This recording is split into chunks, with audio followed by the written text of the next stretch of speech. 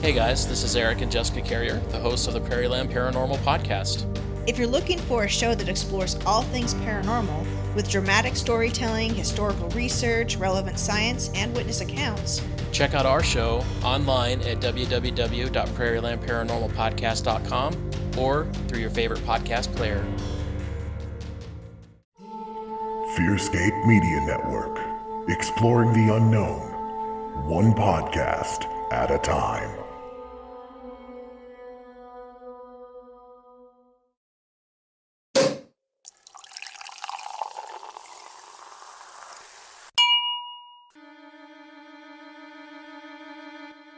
It's our birthday episode. Woo! Woo! Come celebrate with us on March 17th, anywhere you listen to podcasts.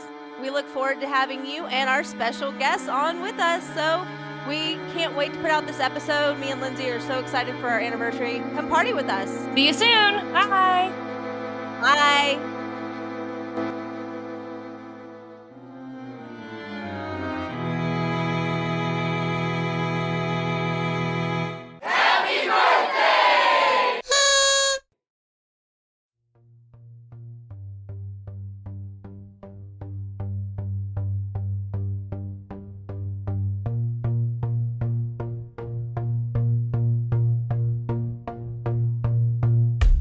Phenomena that exist all around us.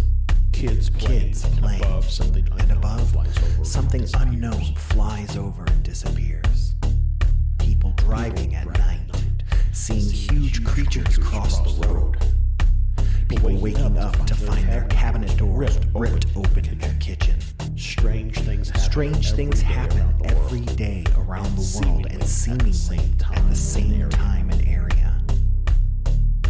But are these occurrences connected? This is what we are here to explore and are trying to understand. Join us on our journey to uncover what we call the Convergence Enigma. Welcome back, ladies and gentlemen, to another fantastic episode of the Convergence Enigma with Josh and Stefan. I am your host, Stefan Gearhart, not to be confused with the other host, which is Josh Rutledge. What up, Josh Mr. Rutledge? Thank you. I'm doing pretty well. Drutledge. It's like druthers. But with a J. Yeah, right.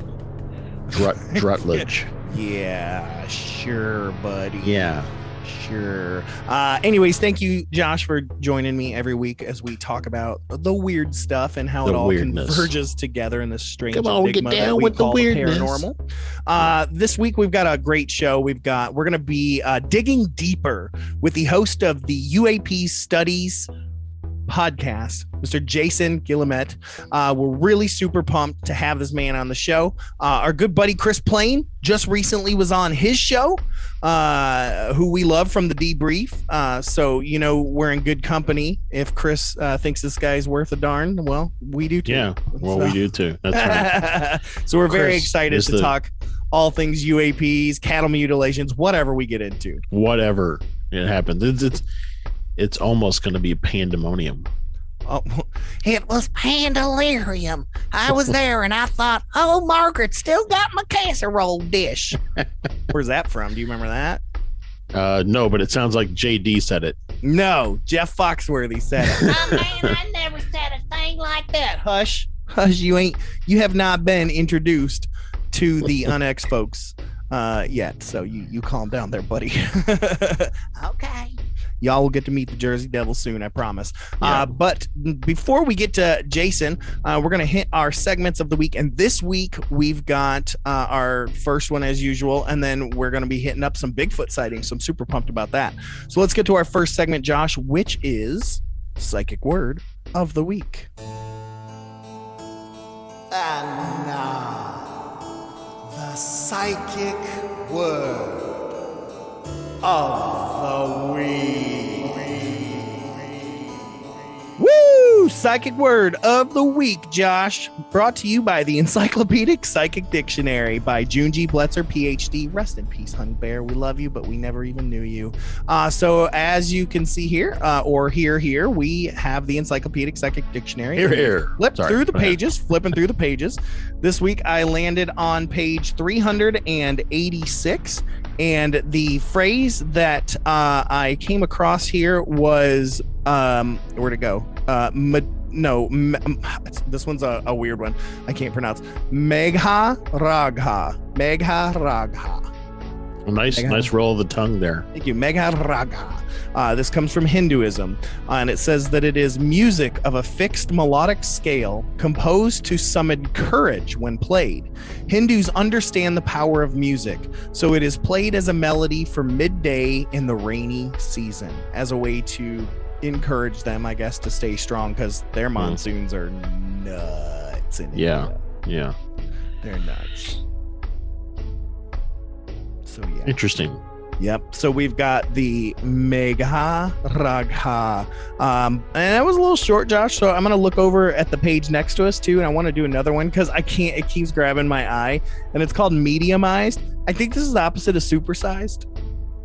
Okay. McDonald's. Yeah. But no, mediumized says pertains to one who has mediumistic perispirate. That's a weird word. Perispirate fluid within their nervous system, which allows the etheric world guide to use them as an instrument for physical phenomena. One is born mediumized or acquires it through sitting for development over a period of time. Etheric world alchemist changes the medium's body chemistry so it contains this perispirate fluid. Medium must have the desire to sit patiently and repetitiously and allow it to unfold. I wonder if that's like ectoplasm. Ectoplasm. I was thinking the exact same thing. I mean, so maybe that's where ectoplasm comes from. You have to have this in your body in order to be able to produce ectoplasm. Because, like that documentary or the book that Leslie Kean wrote, and then the documentary that was on Netflix. They talk about how the ectoplasm just kind of like oozes out of the trance medium, and so maybe they have to have this stuff in place in order for the ectoplasm to come forth.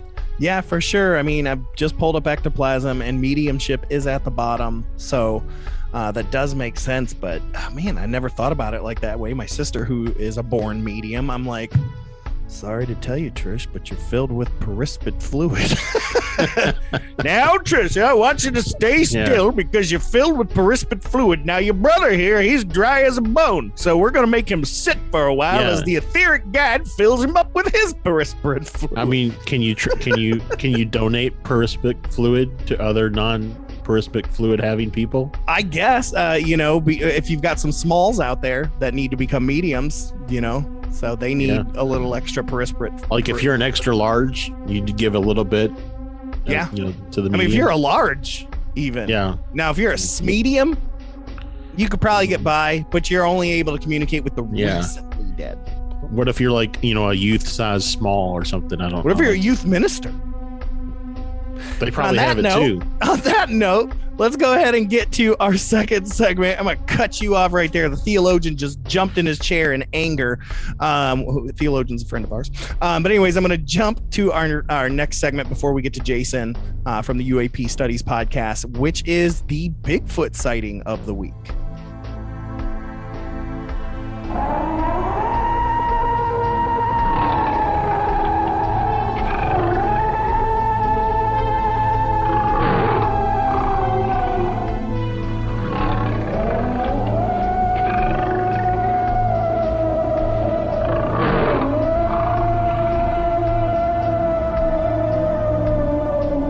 All right, Josh, Bigfoot, Yeti, Sasquatch, skunk ape sighting of the week. What do we got and where it's from, sir? Yep. So this actually is coming from BFRO.net, which is really, the only sighting place that I know of that captures all Bigfoot type sightings. But this actually happened in 1981 in the fall, specifically November 7th. It happened in Cove, Arizona, which I looked up, is like almost the very northeasternmost corner of Arizona. I mean, it's like way up there. It's above Flagstaff. It's above. So you're getting towards Colorado, and yeah, it's it's way up there, and it's actually the Lukachuki mountain range. Ooh, that makes me want to dance, Josh. Lukachuki. So yeah, it's says here that it was my first day of the 1981 Navajo deer season. I have hunted these Lukachuki mountains for deer through my teenage years with my brother, uncle, and cousins. I was 20 years old then. It was about 7 a.m., November 7th, 1981, when our hunting crew reached the top of the mountain, southwest of Cove, Arizona. The weather was cold and shifting fog. The ground was frozen from the drizzle the night before. Two cousins and I were to walk the upper mountain ridge that arced to the northwest. I packed my day pack and loaded my rifle. By then, my cousins had already walked ahead of me on a well-used trail, which rounded a hill to a saddle which splits the mountain range. I wanted to catch up with them, so instead of following the trail, I climbed up the hill and over. As I reached the top and began to go down the other side, I stopped and yelled my cousin's name to locate them. I first heard crashing of oak brush below me 40 to 50 yards to my left. I could not believe what I was seeing. Walk downhill on two legs. The oak brush was about armpit high on the thing. By then the smell had reached me, which was musky, wet, smelly hair, undescribable scent.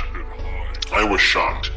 The thought of shooting it came to mind as I watched it through my rifle scope, but it walked too similar to be human, and I did not want to shoot. I watched it walk down to the big trail below, about 70 to 80 yards, and then into the forest. I then hurriedly made my way down to the north, towards the forest road we came up on, and stayed on the road back to the meeting area and the northwest end of the ridge. I think it followed because of the movement I could hear in the oak brush while walking on the road. I shot once to scare whatever was moving in the oak brush. What I saw was a very large black hairy being that walked upright on two legs. The upper body was broad and muscular. The hair appeared coarse. The smell was bad. I can only say what I saw that day was a Bigfoot. So I'm gonna assume it had big feet. Yeah, I mean, you would have to have big feet to support that kind of frame, you know. Well, and you know what they say about Sasquatch with big feet, right? It's Bigfoot? Didn't know that they leave big prints. Yeah. No. like the Purple Rain kind of prints, or no. Like the prints you get at the photo mat. Oh, right. Some J.C. Penney. Olin Mills. Anyways, thank you for sharing that, Josh.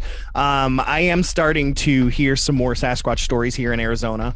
Of course, we talked about briefly the Mogollon monster up there in the Mogollon Rim, and stuff like that. I'd love to ask Shane Hurd, our friend that works for MUFON, if he knows of any cryptid stuff, because he's got to dip his fingers into other paranormal stuff as well.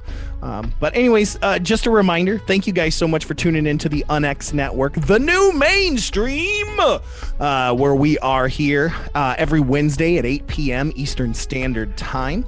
If you're listening on Paranormal Radio, you can always find out more information on the UNX Network at unxnetwork.com, or just follow on all the socials, so you can find out all the other great shows. Whitley Stryber's got a show. Our buddy Ryan Sprague, who's going to be on the show here in a few weeks, he's got his show is on there. Christina Gomez, our BFFs, she's got a show on there. I mean, Jimmy Church, everybody is on there. Micah Hanks has a show. Micah Hanks is on there. Billy Carson, we took his slot. We got Billy Carson's on there on Saturday, so I'm super excited to be in in a room full of my mentors and friends. So it's really, really awesome. But you can check that out. And don't forget to check out the Fearscape Media Network at fearscapemedia.com, our home base. And go to the convergenceenigma.com, where you can find our archived episodes, even back from when we were Fearscape, a paranormal podcast. Lots of really, really great stuff. Just a lot of great interviews, conversations, topics. Yep, it's great stuff. All that stuff. Anywho, if you're ready, I know I'm ready. Let's go ahead and get to the host of UAP Studies Podcast, Jason Guillemette.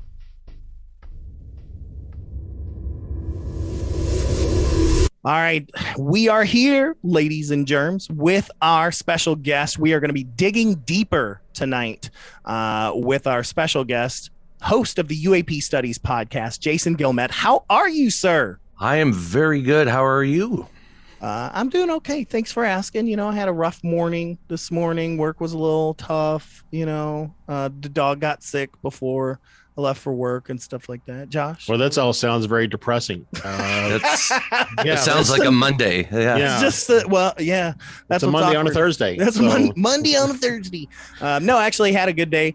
Doing pretty good because looking forward to this interview. So I'm excited. I was sad to see Josh though, but yeah, other than that, we're doing pretty good. Yeah. You can't have your video off when you're going to use something on YouTube though. So just make a puppet for myself. But yeah, Jason, like I said, we are very excited. We love your podcast, man. And thank you. Anybody that talks about weird stuff like we do, we're always behind. Like I just said, recently you had our good friend Chris Plain on the show from the Debrief, which our folks know we work at the Debrief as well with Chris. And we've had Chris on the show as well. Yeah. Good times. But I love your podcast intro where it talks about from sightings to abductions, to cattle mutilations, to field research, 5E contact, and anything. And I'm like, yeah, man. Yeah. I'm in. Yeah. Let's study it all, right? Let's study it all. Yep. So how did you get in, like, interested in all of this? I know it's the cheesiest normal question ever, but it's a good starting point, and I do want to know.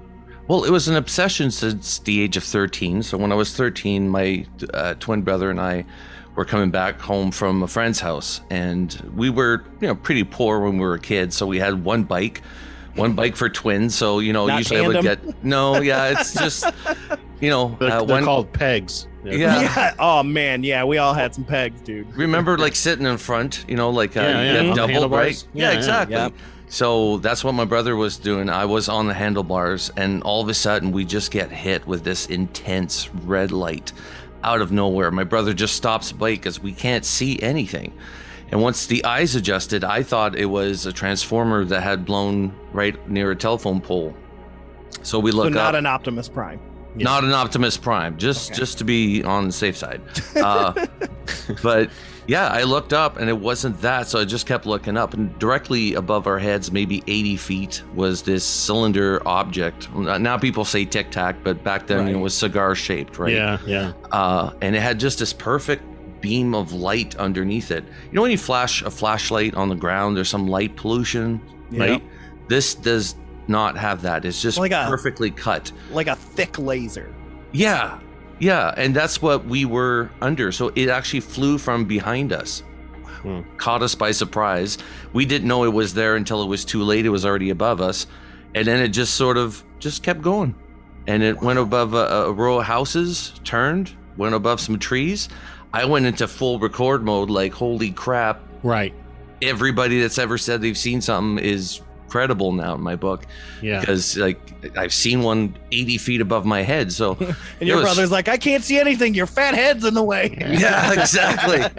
That's what brothers do. Yeah. Man, that's intense, man. And it has to be great to have someone share that with you so you know that what you saw was legit. But you know what was messed up is that I kept thinking that I had this experience with a friend of mine, not my twin brother. And when I mentioned that to my twin brother later on a few years ago, he's like, no, it was me, you idiot. I was the one who was with you. I was like, right. Like, how did I forget that detail? Like, I just focused. Yeah. We talk about it on the show. My abduction experience that I had when I was really, really little, I thought was a dream for the longest time. I just thought it was a dream that I had and things like that. And I halfway mentioned it to my sister, and she filled in the blanks. And she was like, wait, how did I tell you my dream? And then it went from there, and we were like, oh my God. And then we approached my mother, and my mother's like, oh my God, yes. She doesn't know about the abduction part, but she remembers picking us up at this guy's house. We were like, there was an old man with a beard, looked like the guy that hung out with Heidi in the woods. And she's like, yes, you guys were gone for 2 days. Like, it was just crazy. Oh wow. And I just thought it was a dream for the longest time. So I'm with you. You know, when you have those kid memories, you replace or you fill in, or like my instance, you make it a dream or whatever. But man, that's what part of the world was that in? I was in Cadillac, Quebec. So that's like a good ways up the province, up north. And it's so small that if you sneeze when you drive past it, you missed it. You know, like it's a very small town.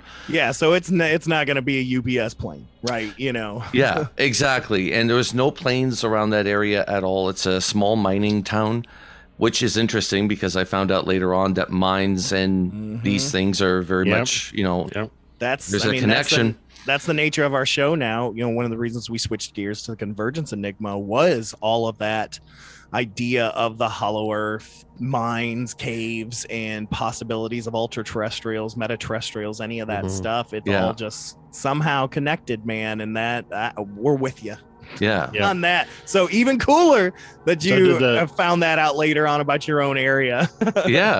So did the red light that kind of illuminated you all, did it stay on as it flew over those houses and trees, or did it go off after it left you all? It stayed on. And it just beamed the houses as it went through. And I just remembered, like, by the time it went over the treetops, it was lighting every single branch on the trees as it was flying above them. And that's just when my mind was blown that had just happened, right? Yeah. And it's 1994. I mean, there's no cameras or anything, but man, I never shut up about it since that day. Like, I talked to everybody about it, and I've just been, I wear my UAP, underwear on my sleeve. I want everybody to see it. They don't fit anymore. You were 13. Stains and all. You were 13. No, man, I agree. And, you know, that another reason why we do this show is we let, you know, hey, you guys aren't alone. This stuff happened. But one question I have about the light, and you may have mentioned this already, was what was the brightness of it? Like, how bright was it? Like street light bright, or like the red lights on the brakes of a car, you know? Like, you ever see Hollywood movies when, or how they make Hollywood movies and they turn on those like spotlights that are intense? I'm a theater kid, so yeah. Yeah, so it's like it was a set of that directly above us, just pow, it just hit us out of nowhere. And you said you felt it too, like the heat from it. Yeah, well, there was just like a vibration to it a bit, right? So I just remember like just being, what the hell? And just looking down, all the rocks were lit up red. All the hair on my arm was lit up red before I was able to actually look and see what the heck was above our heads. But by the time I did, I was like, just jaw dropped. Like, I couldn't believe it. It's crazy to think that as kids, we don't spend day after day after day after day talking about this with the person we're with. We kind of write these things off, right? Because we're kids, and to us, movies are a lot more real than they are to other people. So we're kind of, and especially, you know, like 80s and 90s kids, like that, it was all about kids doing adventures and things like that. I mean, I remember explorers, they went to outer space, right? So it's like, you know, because as adults, we would be talking about this every hour of every day for months on end if this was me and my brother, right? But as kids, we don't. Like, it's weird. But we've seen different things. You know, he's continued seeing sightings. I've had another sighting with my wife a few years into our marriage. So there's like, we keep seeing stuff every once in a while, which I keep thinking, it's not just me. This is everybody. Everybody has sightings, like, and has one or two in their lifetime. So we all know that this stuff is happening. It's just having a discussion. I found that personally, there's people that have had incidences that don't know me from Adam, right? But they'll just lean in like, I saw them once, you know? Yep, we get that too. Yeah, I'm like, there's just something about us, those that are open about it, because I've always said before that it's kind of like buying a Jeep. All of a sudden you see Jeeps everywhere, right? Yeah. This is that same thing. It's like once you see it, you can't unsee it. And a word. You ever get a word that you've never heard before, and all of a sudden you hear it everywhere? Right. Yeah. This is that same thing. And it's like I have yet to meet someone that's had a single experience. They will always have had at least 2, even 3 or multiple, because I feel like it's like it almost unlocks, boy, I'm going to get to metaphysical here, but it's like it almost unlocks that third eye and opens it up and says, boom, you can now see. Like, well, we all have this, I think, innate sense, like, when you're in a room with somebody and you just get the vibes from that person that they're not a good person. Josh, but you know what to talk about. And like usually that's your instincts telling you there's something wrong with it. That's because what that person is actually thinking there's an actual air around them. I think we all have that sense of being able to a certain degree communicate without ever having to say anything. Closest thing to telepathy that we all have that feeling, right? But I forgot where I was going with this. Well, I can add to that and say Johnny L. Tenney, we had him on once, and he had talked about the internet still gives us that ability.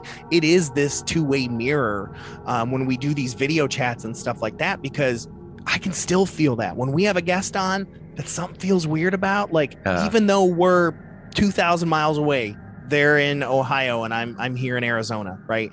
I can still feel it, that there's still something and John believes that those metaphysical energies are able to travel through the air, through the wires, through all that it still exists, that you can still feel that air through. He said, but it's not the same like just watching something on TV, right? It's not the same, but us being able to do like this, we can still feel that because we've got our visual cues, we've got our microphone, we still got these things, and it still travels. It's interesting. He calls it something like the magic technology or ritual of technology or something like that. I can't remember.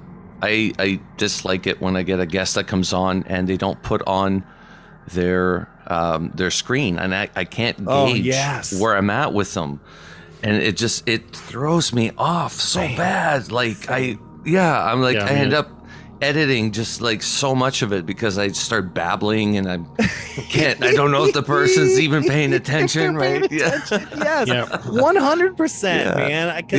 One of the reasons we loved the Zoom thing was because it got us off the phone. It got us this all of a sudden. We could see them, even though we weren't going to use the video back in the day. Right. It was great because we could still laugh and see facial cues that would make us understand that, oh, you're getting ready to talk, or Josh is getting ready to talk, or vice versa. So it's interesting, man. Very, very good. Well, so I was going to jump back a little bit. We were talking about how, all these people that you kind of run into or interact with, how they'll lean in and say, hey, I've had a sighting of my own.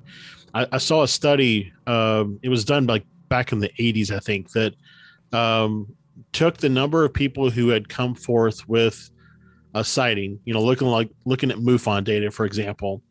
And then if you took that as a sample size and extrapolate that out, then really it's something like 6 or 7 out of 10 people have had a sighting.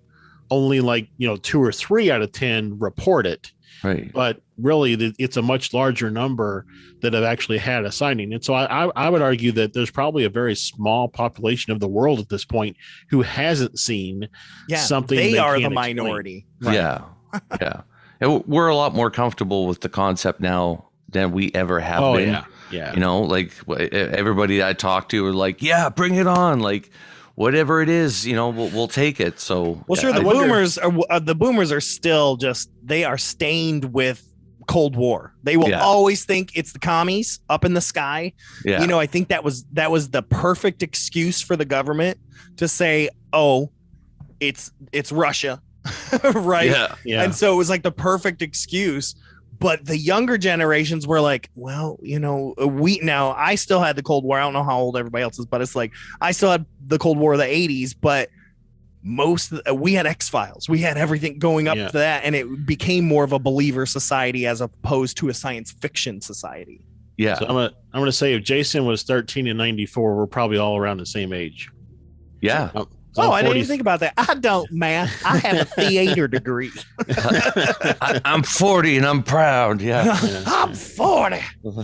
So, but the other thing is, I think that with the government, with, kind of officially making a stance now and saying, yes, UAPs, UFOs, whatever you want to, call them, they're real. It's no longer a question. When you see somebody, it's no longer a question of, do you believe in UFOs? Because there's no believing in UFOs. It's UFOs something that's real. unidentified. Right. It's do you believe instead the question is, do you believe they are extraterrestrial? Do you believe they are interdimensional? Whatever. Do you believe they're the government with advanced weaponry, whatever? But the question is no longer, do you believe in UFOs? That's been And so I think the kind of when the government did that, when they officially took that stance, it was on 60 Minutes, and the mainstream people saw it, where we've been living it for a long time. The more masses of the world saw it.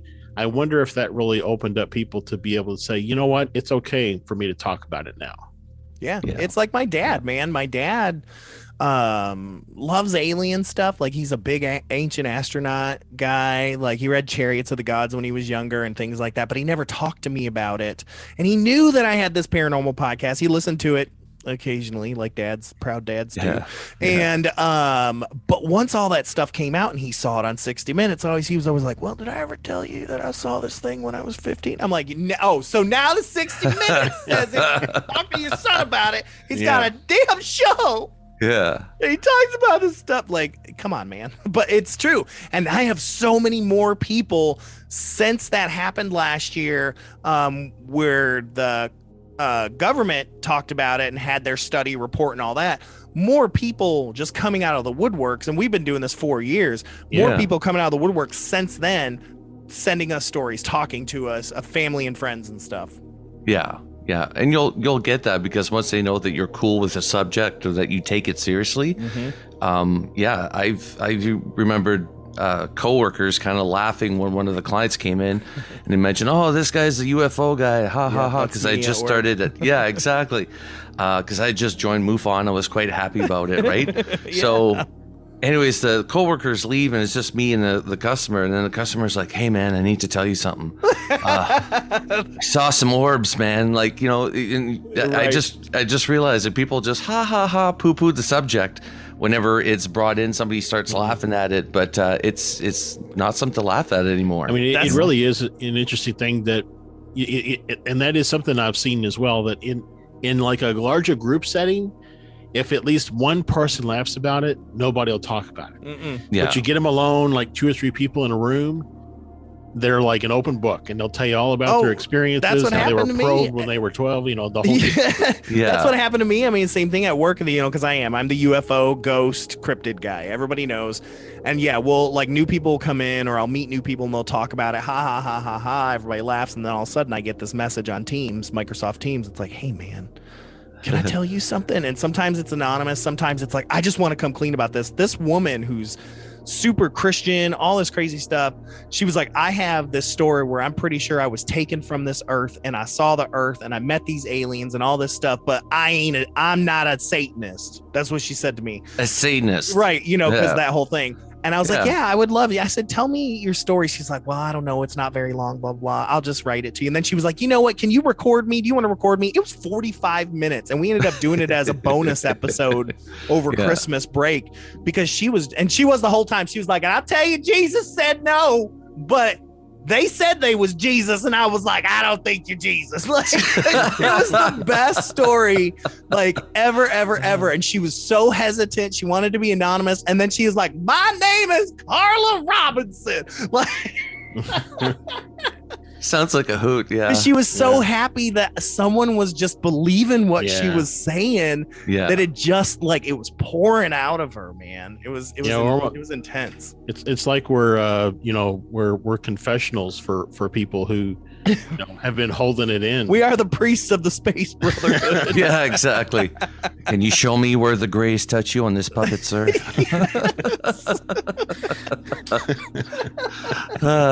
So I don't know. I feel like maybe you might be like me in that when you walk outside on a clear night, you're like compelled to look at the stars. Is that true? Oh yeah, all the time. Yeah, even on a clear day, I'll look at the sky. Yeah, we're starting to see way more daytime stuff, Josh and I. Yeah, I mean I've seen some bright flashes of light in broad daylight that, like, it's no way there's a satellite rotating around that it's bouncing off of. You know what I'm saying? It's just that's the normal excuses of debunkers don't fit in daytime sightings. So yeah, they have a hard time. Yep. So so you had an experience. You've had an experience since, you said, with your wife. Your brother continues to have experiences. Have you ever actually gone out? So something that Steph and I have done a couple times is a CE5. You ever done a CE5? I've never done one. No. So, what's that word when you say, hey, we don't agree to this, but I can't think of that word. But anyways, we're not big Stephen Greer fans, but we love us some CE5. Oh, nice. Okay.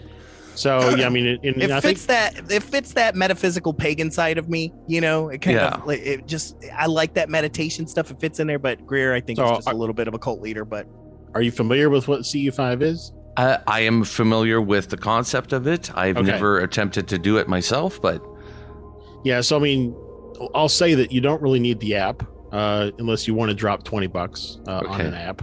There's an app for it. Yeah, and it's the thing that irritates me the most is that you spend this money on this app, and it sounds like he put his phone on his kitchen table and then recorded this meditation that you're supposed to do. I just want to be like, Stephen, can I redo this and send it, put a little music behind it, and just send it back to you? Yeah, it's all like, echoey, like he went in the bathroom at work. Yeah, so I'm taking a dump right now, but make sure you guys are like resting and relaxing. Like, it's pretty frustrating. Yeah, and he charged $20 for it. That's awesome. $20 for the app, and it's not like there's a free version that's got 15,000 ads. It's $20 or nothing. Yeah. And there's supposed to be a mechanism where you can connect to other CE5 people around you. I've had mixed results with that. But yeah, I mean, the basis of a CE5 is right. You're just going out, you're centering yourself, and you're putting all of your thought into reaching out into the cosmos with your brain, with your mind, whatever you want to say, and trying to, reach out and touch someone, dial home, and then get them to kind of follow your brain waves back down to wherever you are on the planet Earth in hopes that they'll do something. Show you some flashes or whatever lights or. So we went out and did one in the Arizona desert a few months ago, and actually had a little EMF, those goes from green to red, the EMF detectors that a lot of ghost investigators will use. So we had one of those on the ground, and it just all of a sudden started lighting up. And Stefan played the tones from Close Encounters of the Third Kind. Nice. And right, because I don't like his tones. Okay, so his tones are whatever, because it came to him in a meditation or something happened. I can't remember. And I was just like, we're not getting any results. This isn't happening. We are literally in the middle of nowhere. We should at least be seeing a satellite, for goodness sake. We're not even seeing satellites.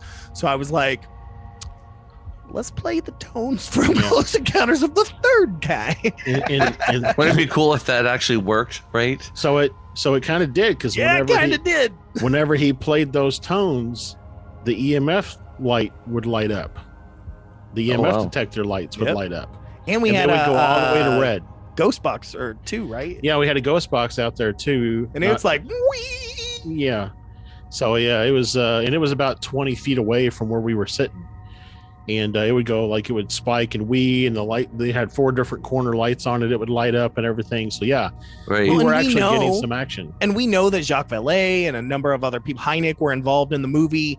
And there's this black budget that fits part of the budget for the film as well. And that we know that Spielberg had people come in and take cuts of the film and say, nope, you can't have this in there.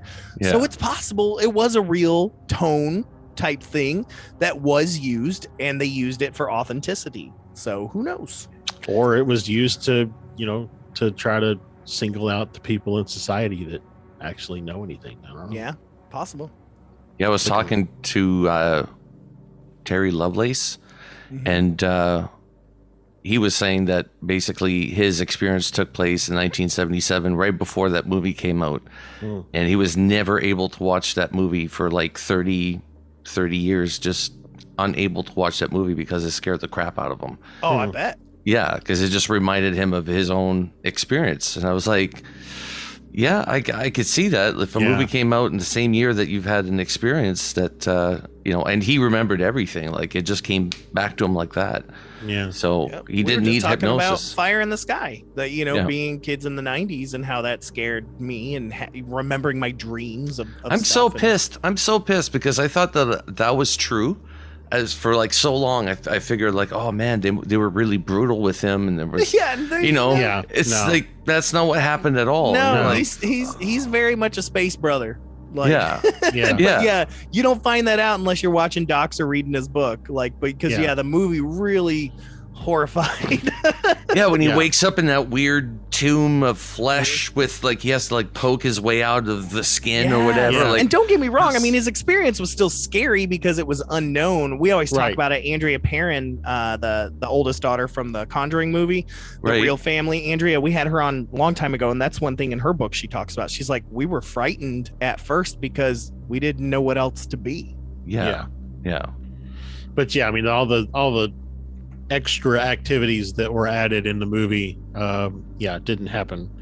Like we talked about this with like the Mothman Prophecies book by John Keel. The movie is like the last 2 chapters of the book. I mean, the book is so much more in it.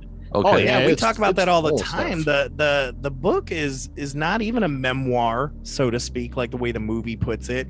It's not this story about a guy that everything happens like that. Again, the Mothman stuff itself is a very small part of the book. He's just literally talking about UFO flaps and stuff that happened in this area and Woody Derenberger's case and things like that. And just all this weirdness and the times he was hanging out with Gray Barker and all these guys and just his experience and his research into all of this and Men in Black stuff and all this stuff. And then there's the stuff that's about Mothman and his experience. But even then, it's not, he didn't really have, he just saw some stuff. Right. But I mean, it was more about how, and this is where our kind of thoughts around, this, the convergences that are happening is because, he kind of explains it as he was there in West Virginia investigating UFO sightings, and while he was there investigating UFO sightings, the Mothman situation happened,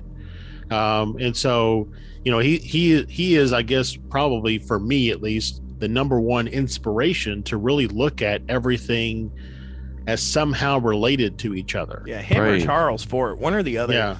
But I mean, Keel's, I believe, coined the phrase ultra-terrestrial, that idea that they probably don't come from the outer space. They probably come from the Earth, they've always been here. So. If you haven't read, I highly recommend. It's actually the second book in a trilogy. Operation Trojan Horse is the first one, and the third one, which is my favorite, is The Eighth Tower.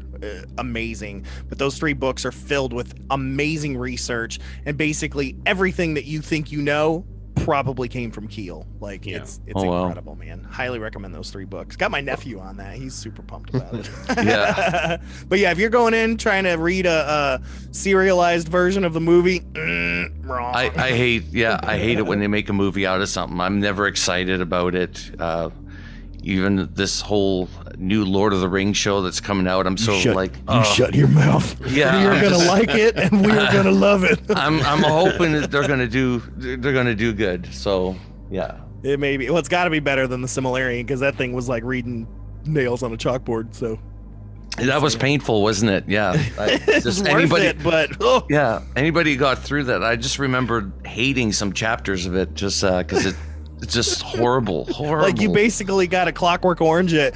Be like, okay, I'm reading it. My eyeballs are held open. It's good. It's really okay. Oh, there's an interesting part 4 hours later. Anyways, Jace, I did want to ask, because we didn't get into this part, but so I'm sure that this inspired the UAP Studies podcast. But like, why did you just go, you know what, I'm gonna do a podcast on this stuff? You know what? I had joined MUFON, and I wanted to be an investigator. I'm like, okay, I'm gonna do it. So I read the book, and I figured, okay, I'm good enough to start on my own.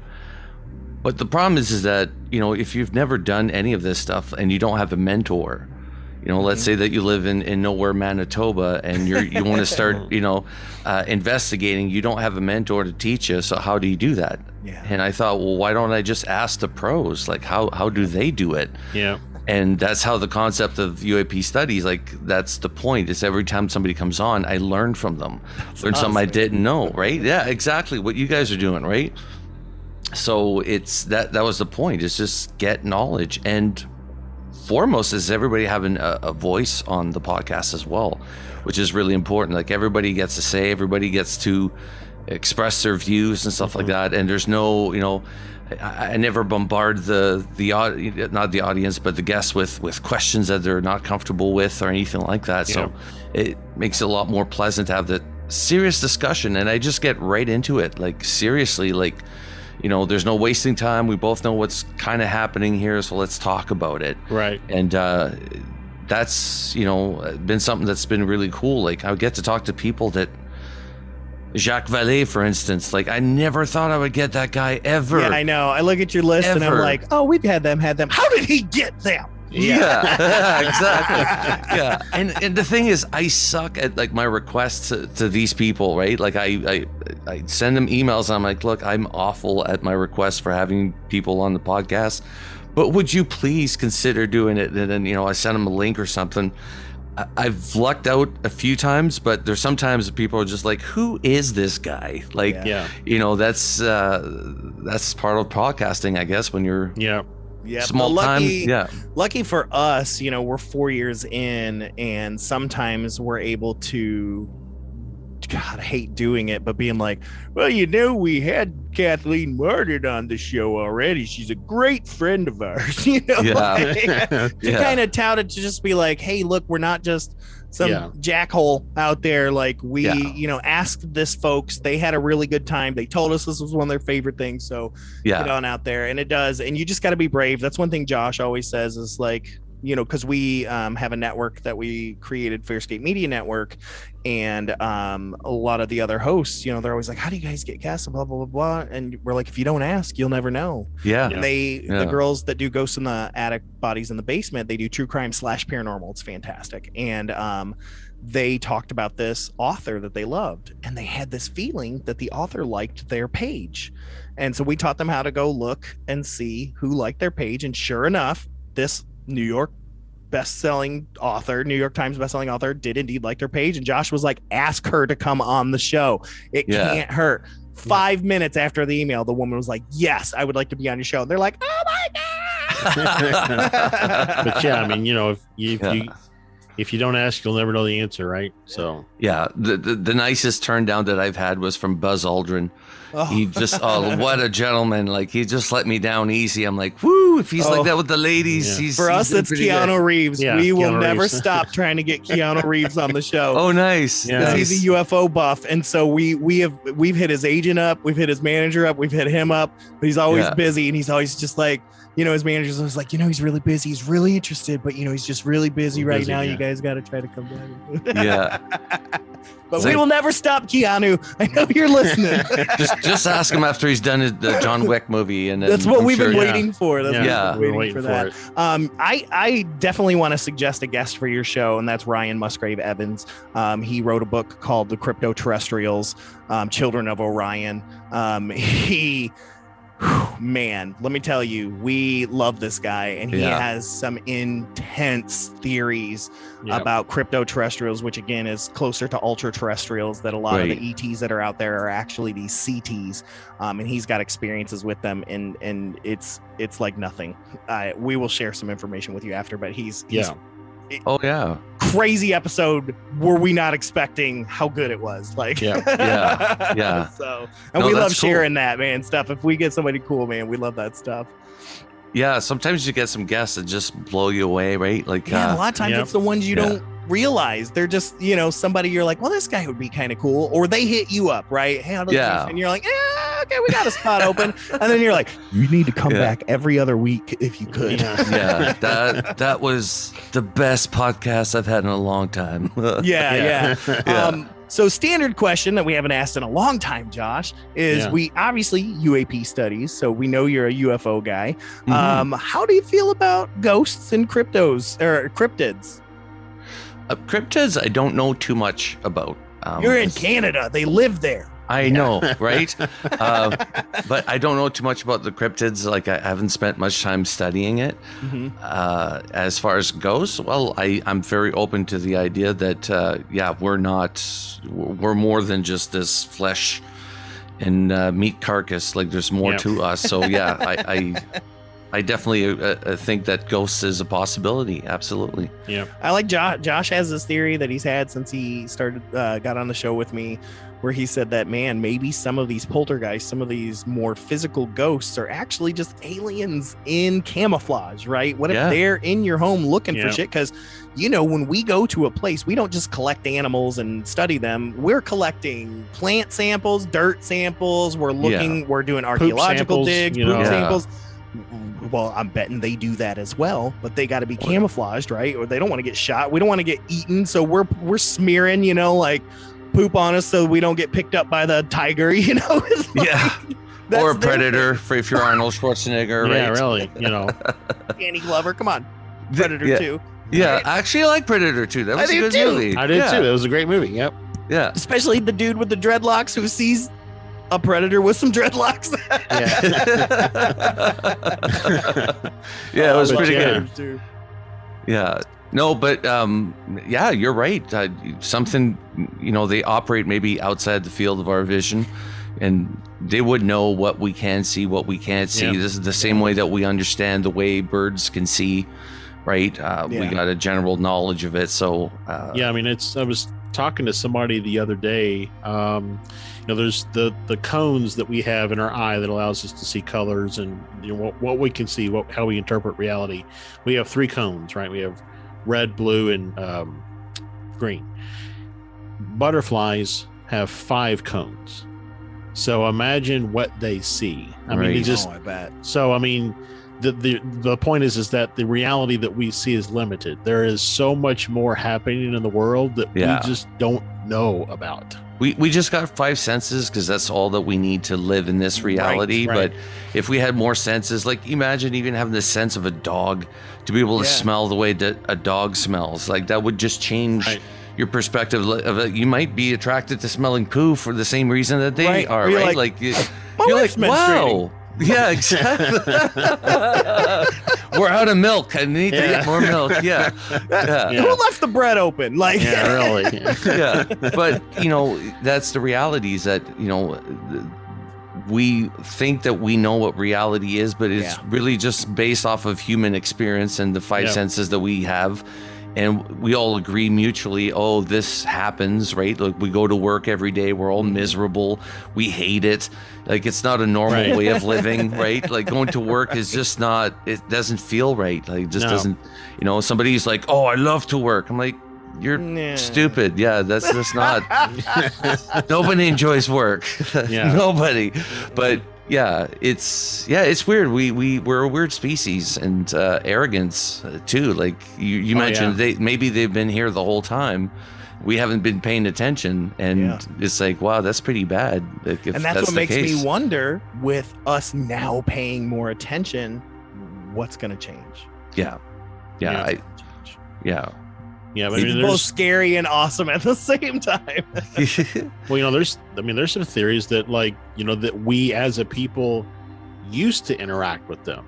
Right. And that's where all the stories of fairies and elves and dwarves and all that kind of stuff comes from, is that we used to interact with them long ago, but somewhere along the way we got arrogant, maybe it's the right thing, or something. We kind of closed off that part of ourselves. I do know a lot of historians will say it's when we moved from a matriarchal society to a patriarchal one.